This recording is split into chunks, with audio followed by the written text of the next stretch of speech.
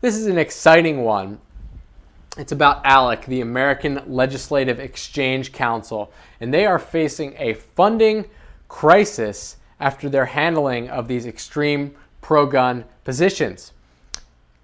Alec, an influential U.S. lobbying network of Republican politicians and big businesses, is seeking to avert a looming funding crisis by appealing to its major donors that have abandoned it over the past 2 years following criticism of its policy on gun laws. The Guardian has learned that Alec, which shapes and promotes legislation at the state level across the United States, has identified more than 40 lapsed corporate members who they want to woo back into their good graces in a program which they have aptly titled the Prodigal Son Project.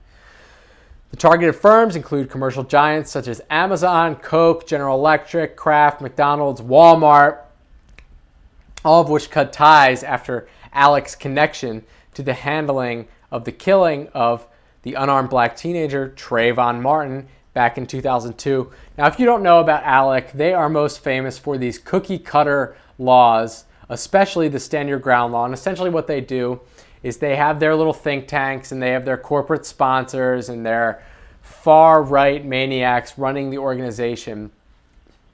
And they write these laws. They sit and they write laws which are essentially a copy and paste template.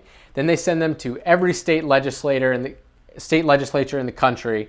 And then these lawmakers, rather than write their own laws and think critically about what would help their constituents, they copy and paste the laws from Alec, and then they get turned into laws such as the Stand Your Ground law, which allowed George Zimmerman to get off scot-free, killing an unarmed African-American teenager last year. So I am super happy that Alec is losing all their money.